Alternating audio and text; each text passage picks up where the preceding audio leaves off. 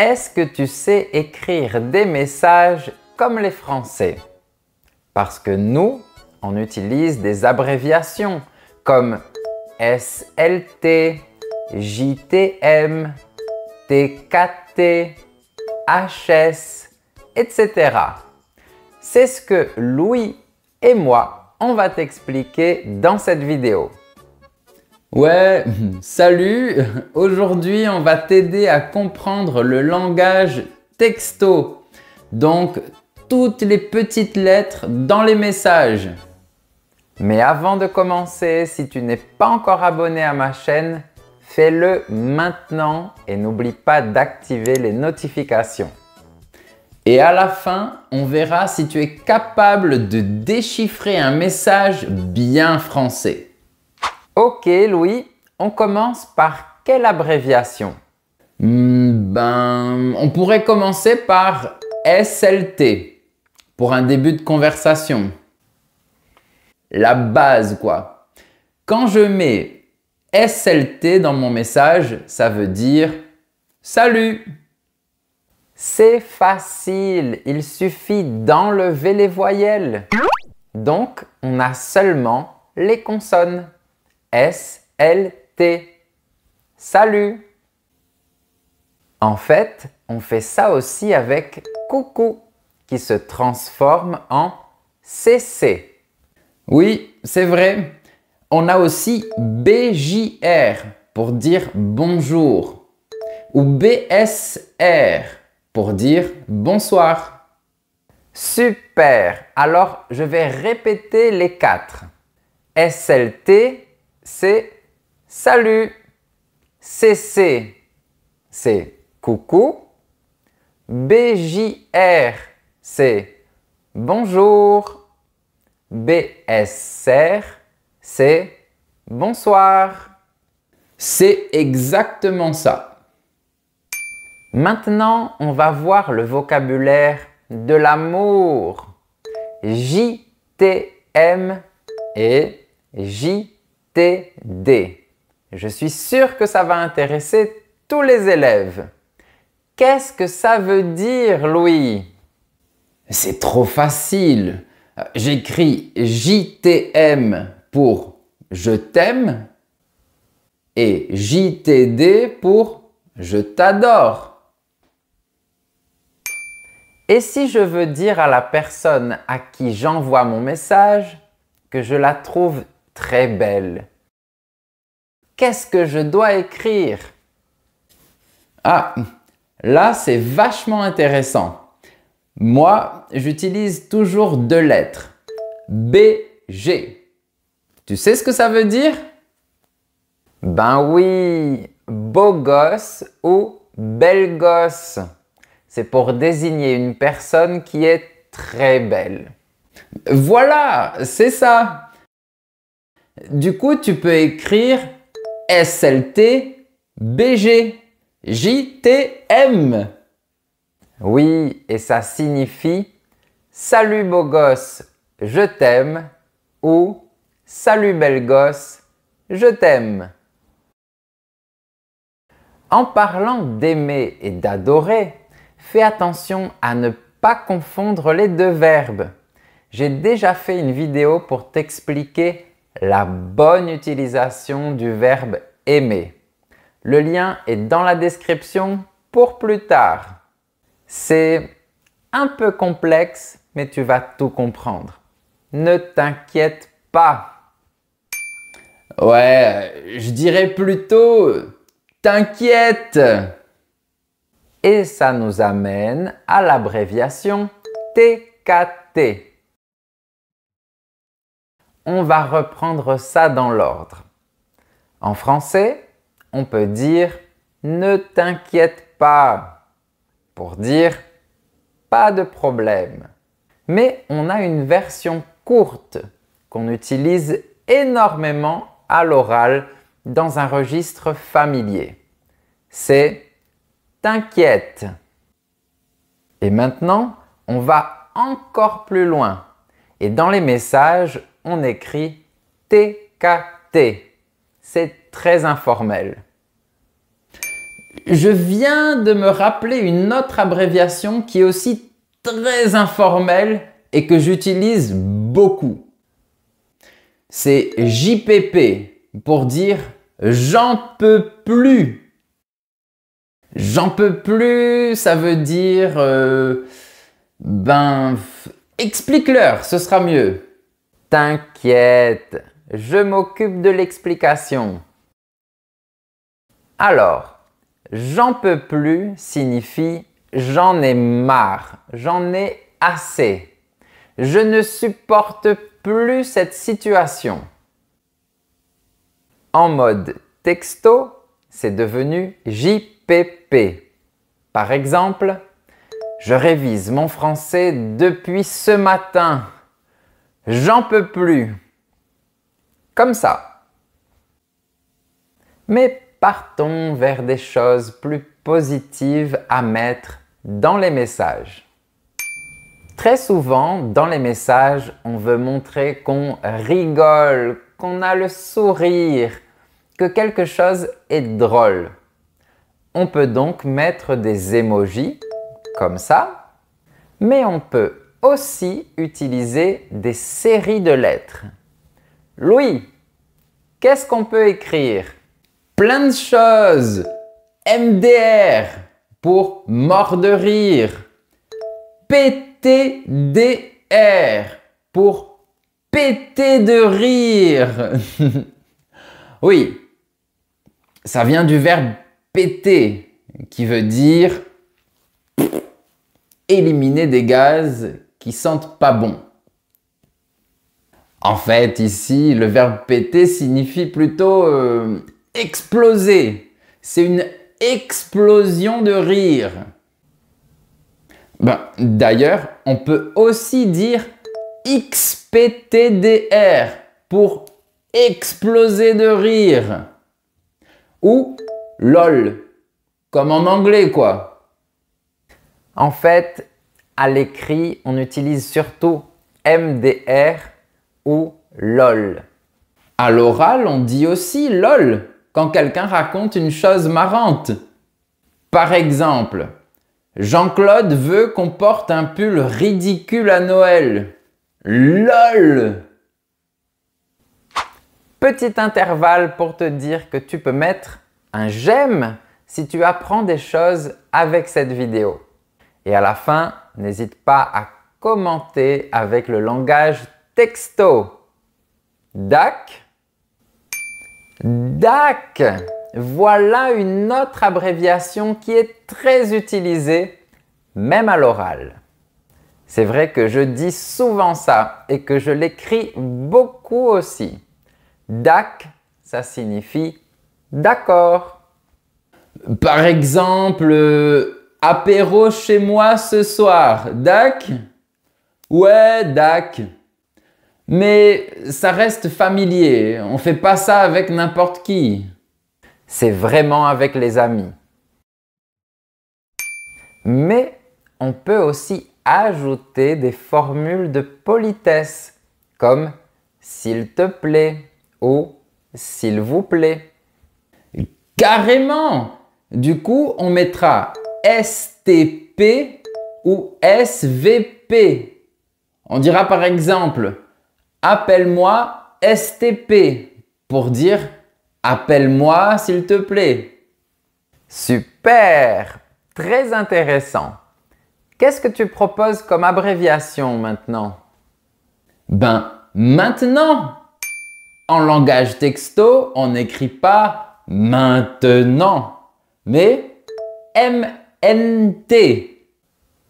Donc, pour répondre au message précédent, appelle-moi s'il te plaît, on peut écrire pas MNT, je bosse, qui signifie pas maintenant, je travaille.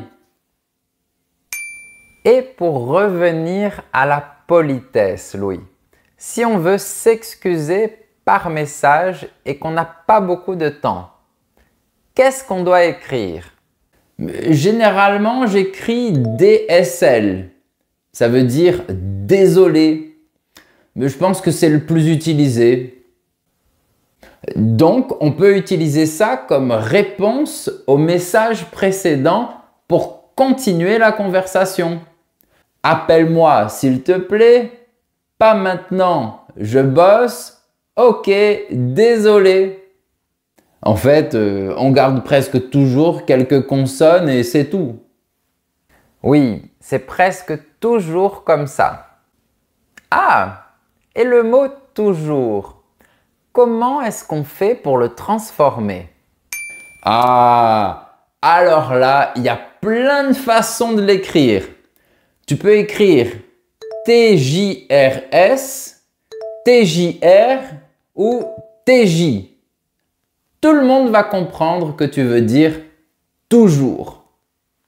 Du coup, si on reprend l'abréviation de je t'aime et qu'on ajoute toujours, ça donne JTM TJR par exemple.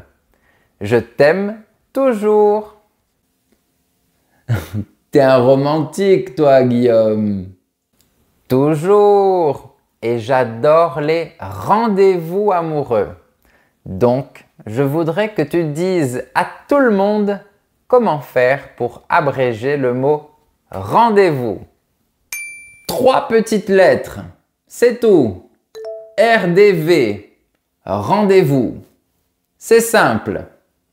Oui, et c'est très utilisé par tout le monde dans les messages, même dans des contextes plus formels. Quand je reçois une notification sur mon portable pour un rendez-vous médical ou pour récupérer un document administratif, c'est écrit RDV. Par exemple, n'oubliez pas votre rendez-vous demain à 9 h à la clinique Santé Plus. Donc ici, c'est une exception. C'est une abréviation utilisée par tout le monde. Il y a une autre abréviation qui est très utilisée par tout le monde. C'est HS. Louis, tu peux expliquer à nos chers élèves ce que ça signifie? Bien sûr, ça veut dire hors service. On peut écrire ça pour décrire un appareil qui ne marche plus ou pour dire qu'on est très fatigué. Donc, je peux écrire un message comme ça. Mon ordinateur et moi, on est HS. Mon ordinateur ne fonctionne plus et moi, je suis épuisé, très fatigué.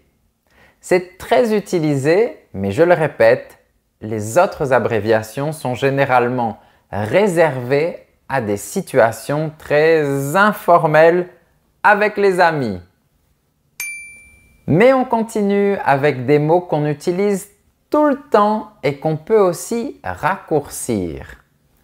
Pourquoi et parce que. Comment est-ce qu'on peut faire, Louis?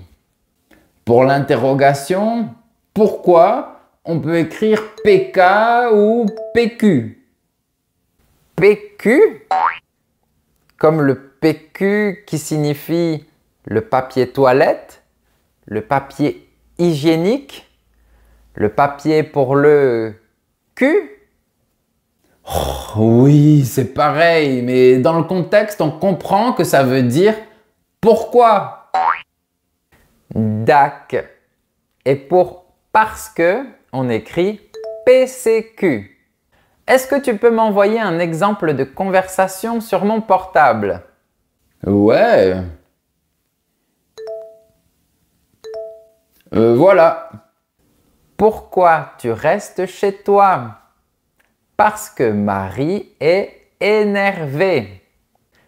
Oui, mais Louis, tu as utilisé une autre abréviation dans ton message. Ah ouais, c'est vrai. Énervé. Elle est facile celle-là. Tu as raison parce que si on prononce les 3 lettres, ça forme le mot qu'on veut. Énervé. Énervé. Marie est énervée. Et si Marie est énervée, ça veut dire qu'il y a un problème. En parlant de problème, on peut aussi le raccourcir. Le mot problème est trop long, donc c'est plus facile d'écrire PB. Par exemple, si tu me demandes de l'aide par message, je peux te répondre comme ça. Pas de PB. Ça veut dire pas de problème. C'est très intéressant tout ça. Mais on continue. Tu as encore quelques abréviations très utilisées à découvrir. Tu comprends ce message? C'est la phrase « Quoi de neuf ?» Cette phrase signifie « Quelles sont les nouvelles ?» Raconte-moi ce qui se passe dans ta vie. Quoi de neuf? Et pour écrire cette phrase plus rapidement sur ton portable, tu peux faire comme ça. Quoi de neuf? Quoi de neuf? Louis, maintenant, c'est à toi d'ajouter une abréviation. Ok. Une autre abréviation que j'utilise souvent, c'est pour le mot quelqu'un. Soit j'écris QQ1, soit j'écris QQN. Par exemple, dans le groupe WhatsApp de la famille, on peut lire des trucs comme ça. J'ai besoin de quelqu'un pour m'aider à déménager. Ou, vous connaissez quelqu'un qui rénove les maisons? Ça va beaucoup plus vite. C'est vrai, Louis. Et ça me fait penser à quelque chose qu'on peut écrire QQCH. Par exemple, papa a acheté quelque chose pour le dîner. C'est beaucoup plus facile que d'écrire quelque chose en entier.